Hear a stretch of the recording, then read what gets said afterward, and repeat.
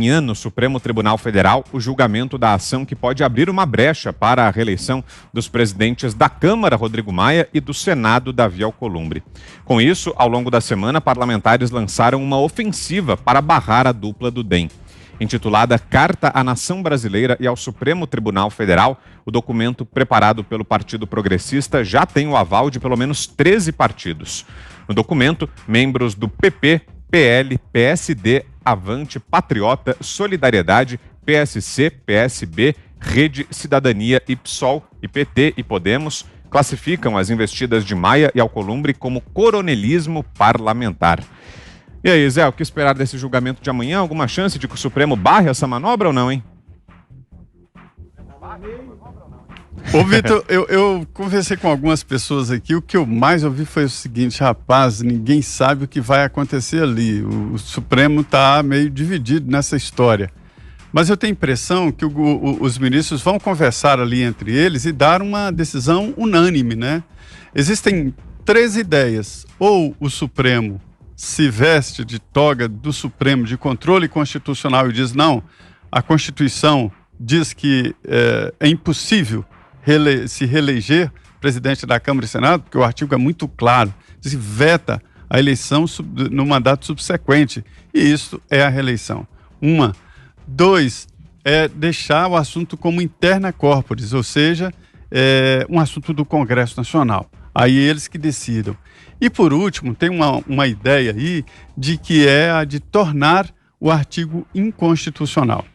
O argumento é de que quando foi apresentada aquela emenda no governo Fernando Henrique permitindo a reeleição de presidente da República a um mandato, né, teria beneficiado os presidentes da Câmara e Senado. Eu acho que não, porque não tem nada a ver um artigo com o outro.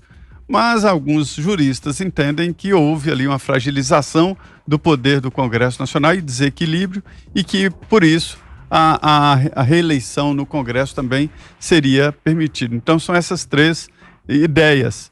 Agora, politicamente, a gente sabe que o presidente da Câmara, Rodrigo Maia, sofre uma resistência muito forte, inclusive do governo.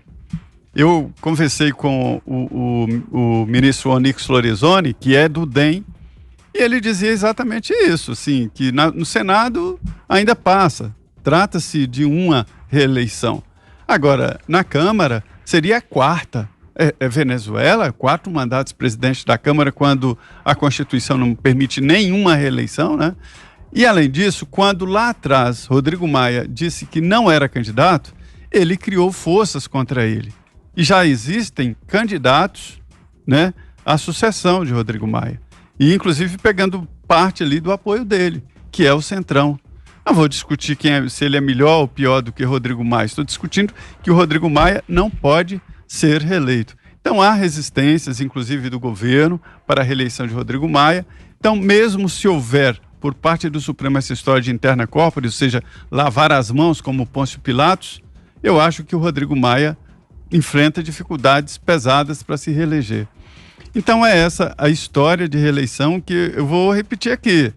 Já ganhou o debate popular e as pessoas estão entendendo como 2 tentando rasgar a Constituição. Só que esses 2 são presidentes do Legislativo. Augusto. Ainda o papel dos ministros, que tem, como é que cabe ao Supremo precipuamente para a guarda da Constituição. Está lá na Constituição, num dos artigos que eu não sou de decorar.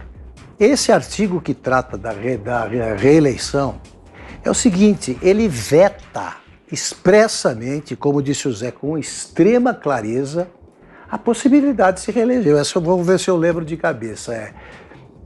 O mandato dos membros, dos integrantes da mesa terá duração de 2 anos. Aí vem a frase: vedada a recondução para o mesmo cargo na eleição subsequente. Ponto. Como é que eles vão sair desse problema, os ministros? Eles vão dizer o quê? Não, eles escreveram isso, mas eles pensavam outra coisa. Então é um negócio mediúnico que vai ser um pouco mais complicado para tentar engambelar o povo brasileiro. Aí eles vão dizer o seguinte: não, Se o presidente da República é reeleito, por que o presidente da Câmara? Porque as regras são diferentes. Inclusive, o regimento interno do Congresso proíbe a reeleição também. Eles podem mudar ali. Não dá para mudar a Constituição. Aí vem e diz... Não, mas porque a Constituição autoriza expressamente a reeleição do presidente e rejeita expressamente a reeleição do presidente da Câmara e do presidente do Senado. Se eles considerarem sem validade esse inciso do artigo constitucional, do artigo da Constituição, então eles estarão desempenhando o papel de Assembleia Constituinte, o que é mais que ilegal, é um crime. É um crime. E aí é o seguinte, né? Um crime agravado pelo que eu acho que devia ser crime no Brasil, que é o cinismo. Se cinismo desse cadeia, mas não sobraria um. Naquela Praça dos Três Poderes ali, sobrariam uns 2 ou 3.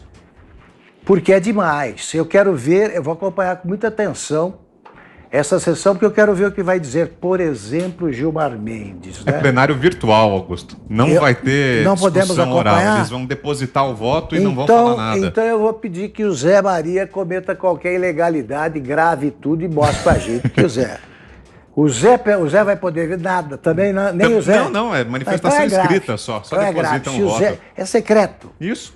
Não é secreto não, eles depositam por escrito o voto. É isso, né, Zé? Tô falando besteira. Fala aí, Zé. Não é isso. Foi criado aqui no regimento interno do Supremo uma possibilidade de votação remota. Significa o seguinte, o assunto fica numa página, no tipo lá, vamos pôr uma página de uma mídia social, só que é interna lá, e cada ministro coloca o seu voto com suas razões e argumentos e como vota. Por escrito, né, Zé? E argumentam também, Zé? É, por escrito. E argumentam? Tem que argumentar? Sim, as razões argumentam e coloca lá o seu voto, os argumentos e como decidiu e tal, e aí um outro vai lá e coloca. Fica durante uma semana, não é no mesmo dia, não. Vamos lá, Fiuza. É uma tentativa de golpe, né, de autoridades que estão testando a paciência da população. A população já perdeu a paciência algumas vezes com autoridades do Supremo Tribunal Federal e do Congresso Nacional.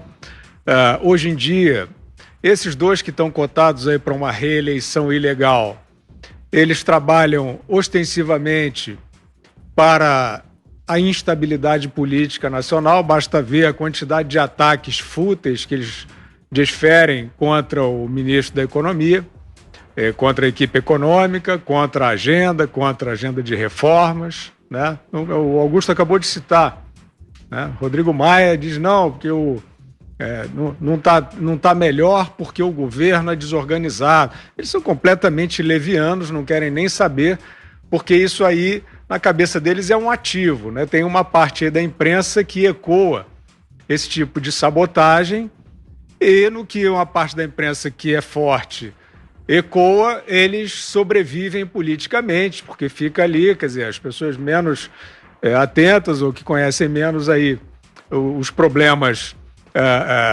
específicos do país ficam achando que eles estão, de fato, combatendo um governo autoritário, etc. Então, estão gestando um golpe. De atropelo à Constituição Federal. Já fizeram algumas tentativas, a gente tem acompanhado, né, aqueles inquéritos do fim do mundo, como disse o próprio ministro Marco Aurélio, especialmente aquele de fake news, que serve justamente para isso, porque essa paciência da sociedade que eu disse que está sendo testada, ela pode transbordar para a rua e já transbordou algumas vezes pacificamente, né, deve-se dizer. Mas, diversas vezes, essa crítica vem de uma maneira muito incisiva pelas redes sociais. E vem de uma maneira esclarecida. Não estou falando de milícia, não. Essas coisas que eles tentam carimbar. É gente falando mais ou menos o que a gente fala aqui.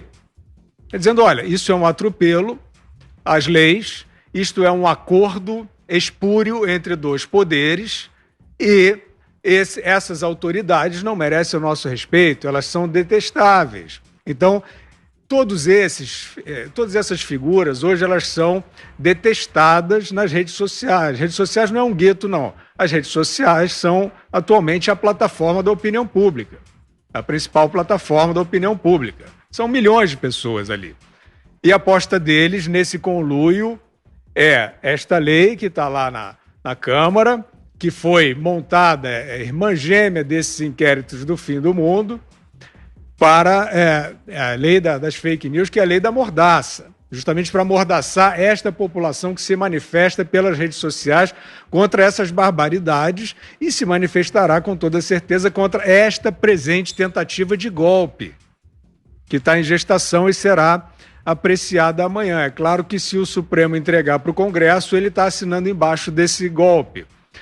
Nós vimos na época do mensalão, só para ilustrar, que a quadrilha do PT, demonstrada ali claramente no relatório do ministro Joaquim Barbosa, ela tinha, o José Dirceu foi condenado pela teoria do domínio do fato, a ação da quadrilha foi demonstrada com o tesoureiro, com Marcos Valério, contratos falsos, isso tudo foi demonstrado, a ação de uma quadrilha. O ministro Luiz Roberto Barroso conseguiu, né, nos seus famosos embargos refrescantes, que são chamados de infringentes, né, na técnica, ele conseguiu decidir que não havia formação de quadrilha. Isso foi realmente um grande refresco para o PT. E quando o Lula estava para ser preso, porque condenado, agora já há mais de 20 anos de prisão, flutuou na Suprema Corte um habeas corpus preventivo que a Suprema Corte levou ali até a beira do gramado e só, na minha opinião, só não impediu a prisão do Lula em 2018, no início, em abril de 2018, porque o povo inundou as ruas. De novo, revoltado, mas pacificamente, o povo brasileiro inundou as ruas, exigindo o cumprimento de justiça, especialmente motivado pelo voto do João Paulo Gebran Neto, do TRF4, que foi um voto muito didático, mostrando os roubos cometidos pelo Lula e apresentados e condenados no caso do triplex, né?